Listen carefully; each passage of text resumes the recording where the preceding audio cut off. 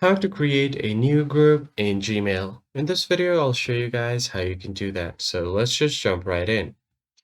First thing you have to do is open up your web browser and simply head over to gmail.com. Go ahead and type on the address bar Gmail and hit enter. Once you log into your Gmail, you will find something called labeled at the left side of your screen. You can just go ahead and click on this new option to create a new label by pressing on this plus icon. Now on your new label, you can enter any name for this label and you can choose different kind of contacts.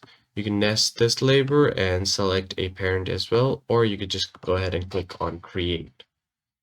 Now, once you have created your label, all you need to do next is go to your label and wait for it to load. Click on these three lines, and then from here, you are going to have to go ahead and edit this label. Click on edit. Now you can add different contacts under here, so you could choose different names.